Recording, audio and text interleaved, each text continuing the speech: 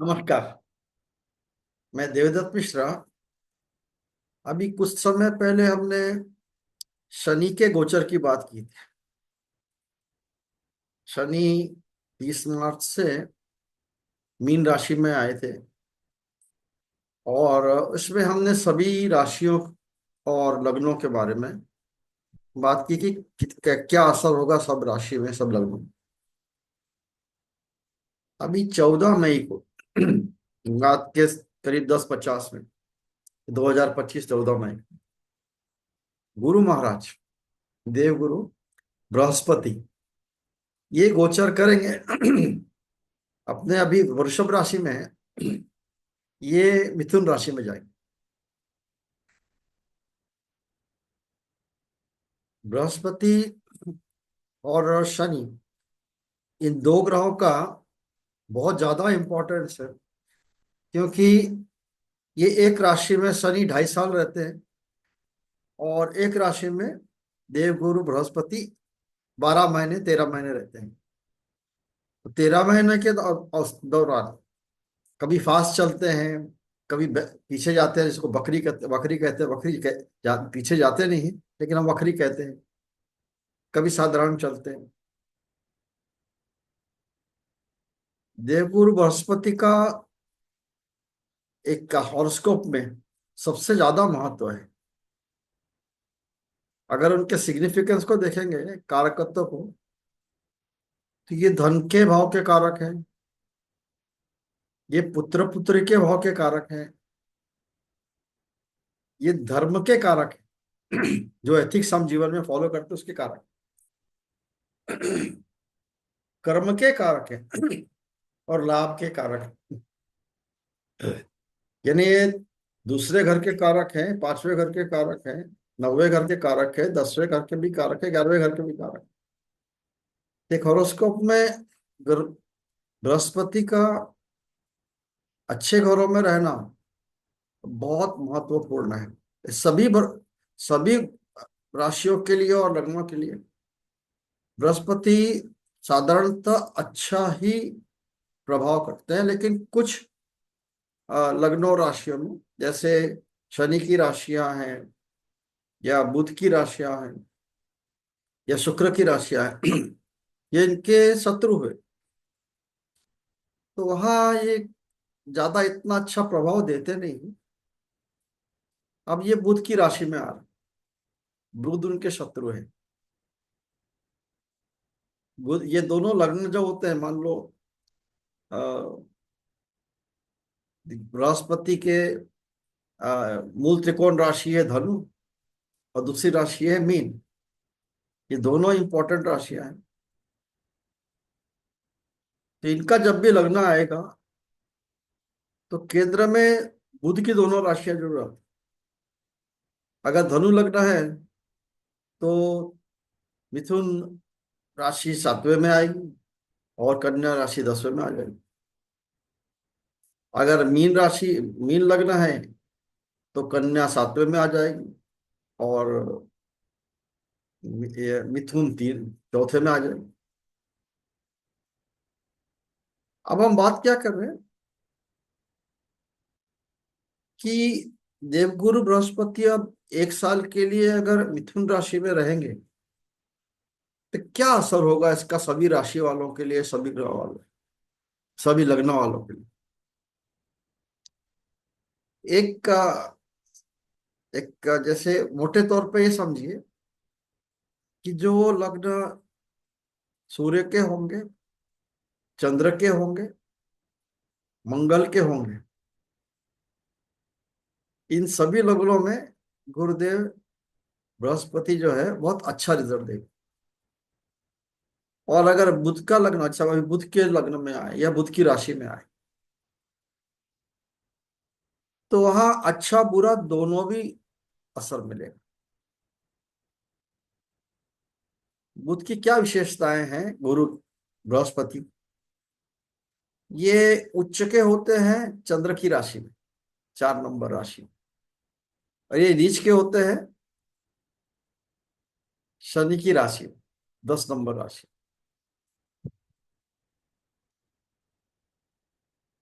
इनकी मुख्य राशि मूल त्रिकोण राशि है, धनु राशि, जो सबसे अच्छी, वन ऑफ द बेस्ट राशि है हॉरोस्कोप में, ऐसा बोलने से चलेगा।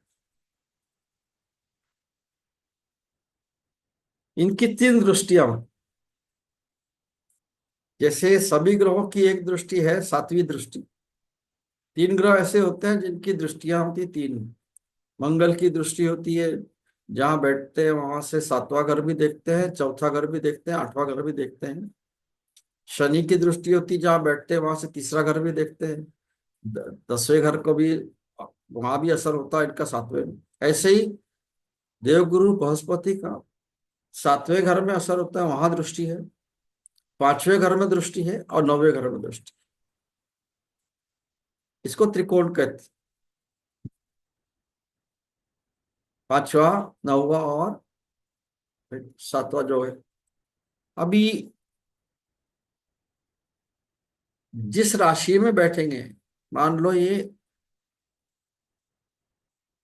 मिथुन राशि में अभी गोचर करे, तो वहां से सातवां घर जो होगा मिथुन से, जहां भी बैठे होंगे, उस घर को अफेक्ट करेंगे। वहां से पांचवा घर जो होगा वहां अफेक्ट करेंगे, और नौवा घर होगा वहां से अफेक्ट करेंगे। ऐसी सभी राशियों के लिए लागू होगा, अलग अलग। कैसे? मेष राशि में मिथुन राशि आती तीसरे घर में, तो तीसरे घर से सातवें घर को अगर देखेंगे, तो भाग्य स्थान को देखा उन्होंने, अपना खुद का धर्म स्थान को देखा। तीसरे घर से अगर पांचवा से, तो सातवें सातवें घर को देखा उन्होंने, लाइफ पार्टनर का घर है, बिजनेस का घर है। और अगर तीसरे घर से नौवीं दृष्टि है उनकी, वो 11वें घर में गई, जो कि लाभ का भाव है। तीसरा घर और 11वां घर, ये दोनों भाई बहनों का घर है।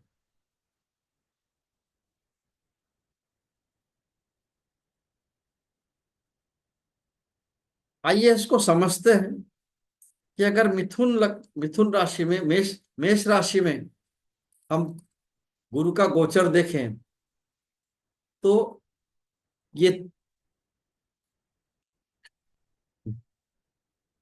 ये मेष मेष लग्न या मेष राशि है। तीसरे घर में मिथुन राशि है।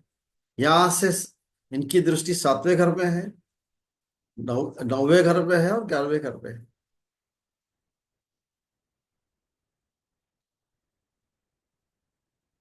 व्यापार में लाभ है, इच्छाओं की पूर्ति, दार्शनिक चिंतन, धर्म भाव में वृद्धि।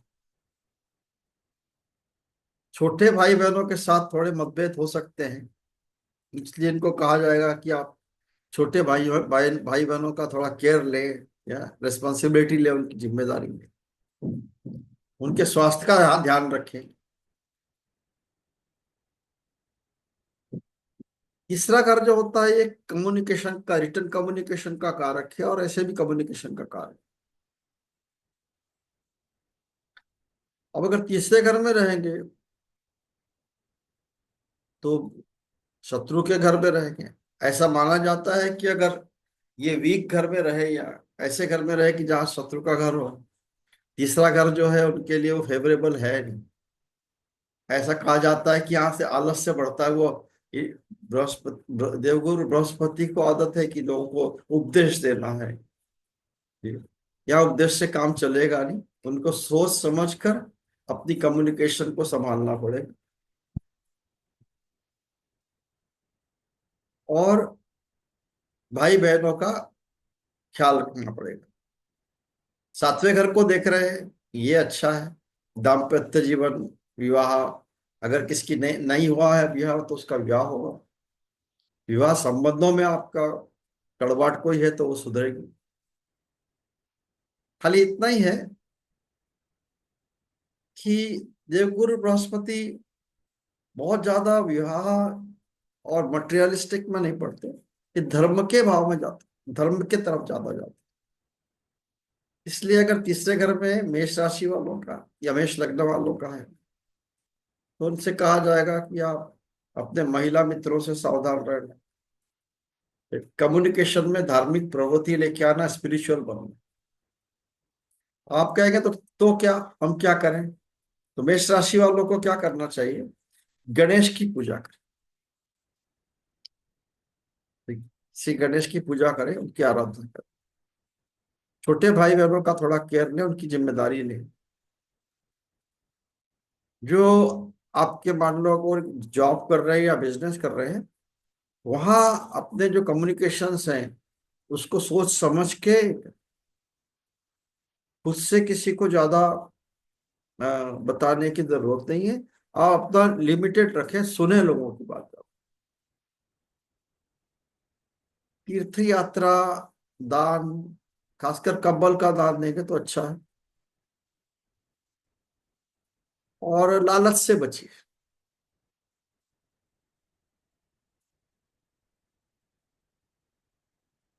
अब वृषभ राशि और वृषभ लग्न, इनके लिए ये दूसरे भाव में आएंगे। जैसे मेष राशि के लिए तीसरे भाव में आ रहे थे, दूसरे भाव के कारक हैं। ऐसा कहा जाता है कि देवगुरु बृहस्पति अगर यहाँ रहेंगे, अब इनकी कम्युनिकेशन बढ़ेगी, अच्छी रहेगी। अपने परिवार का जिम्मेदारी लेंगे, परिवार की जिम्मेदारी लेंगे। लेकिन ये कहीं ना कहीं एक मारक भाव है। स्वास्थ्य के संबंधी यहाँ प्रॉब्लम हो सकती है। यहाँ से देखेंगे कौन कौन से घर? छठवें घर को देखेंगे। यहाँ अगर आपने पहले कुछ आपके ऊपर लोड है, लोन का लोड है, तो शायद कम होगा। आपको कोई हिडन एनिमीज है तो उनके साथ में मित्रता हो सकती है। अगर आप किसी कंपटीशन में बैठे हैं या सर्विस ढूंढ रहे हैं, तो ये आपके मौके बढ़ेंगे अच्छे। आठवें घर को देख रहे हैं, तो पैटर्नल प्रॉपर्टी पे आप ध्यान देना चाहिए। अगर आप गूढ़ विद्या कुछ सीख रहे हैं, ज्योतिष सीख रहे हैं, या आप स्पिरिचुअलिटी में हैं या कुछ रिसर्च कर रहे हैं, उसके लिए आपके लिए बहुत अच्छा हो। ये कर्म के भाव को देख रहे हैं, तो आप जब भी अपने जो भी कुछ काम कर रहे हैं, वो अगर आप नैतिकता से करें तो आपका लाभ होगा।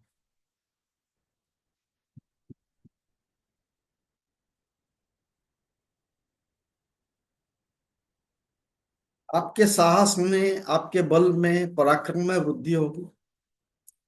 आप सोशल वर्क में थोड़ा ध्यान दें। अपने वाणी पे संयम रखें।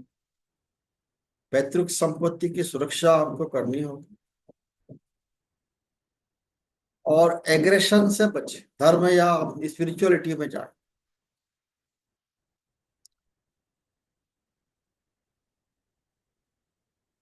जैसे पहले मैंने कहा कि एथिकल रहेगा अपने कमाई में, जितना एथिक्स यूज करें ज्यादा अच्छा है। आपके लिए उपाय क्या अच्छा होगा? देवी कवच का पाठ करें। और आप जहां भी जन्मे हैं, वहां की मिट्टी को लाके उसकी पूजा करें। घर में आप अ, तेजपत्ता, कपूर, लौंग, धूप, ये जलाएं। और दाम्पत्य जीवन आपका अच्छा रहेगा, धर्म में रहे। मिथुन राशि और मिथुन लग्न वाले जो है, अब इनके लग्न में ही आएंगे। आगे इनके लग्न में आएंगे तो ये तीनों वायु तत्व के जो राशियां हैं, वहां पे उनको तो देखेंगे। पांचवें घर को देखेंगे, जो कि संतान का भाव है। अच्छा है, किसका संतान नहीं हो रही होगी या जिसकी शादी हुई, संतान होना है तो उनके लिए अच्छा है। नौवें घर को देखेंगे, धर्म का भाव है। पिता की सेहत का थोड़ा ख्याल रखें यहाँ। सातवें घर को देखेंगे, अपने लाइफ पार्टनर का बिजनेस का भाव है। आपको बिजनेस में भी अच्छा होगा, पत्नी से सहयोग मिलेगा। वैसे ऐसे कहा गया है कि आप अभी एक साल अपनी पत्नी से या पार्टनर से आप अगर उनकी सलाह लेके काम करते हो तो आपका फायदा होगा। आप अपने पार्टनर के साथ में कठोर ना हो, और अपने जो भी अधिकारी होंगे या जिनके साथ आप काम कर रहे हैं उनके साथ मिलके काम करें, टीम वर्क करें, और प्रेम और सहयोग में संतुलन बना के रखें। मंदिर का दर्शन जरूर करें, गुलाब की माला अर्पण करें। आप अपने भाई जो घर में देवी देवता है आपके, उनको वो गुलाब की माला अर्पण करें, नीले कमल की माला अर्पण करें, शालिग्राम की पूजा करें, उनको तुलसी के माला अर्पण करें। लेकिन नित्य प्रतिदिन आप मंदिर जरूर जाएं।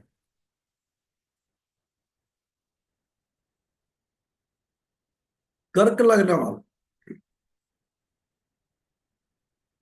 कर्क है चंद्र का लग्न, और कर्क लग्न में या कर्क राशि में देवगुरु उच्च के होते हैं,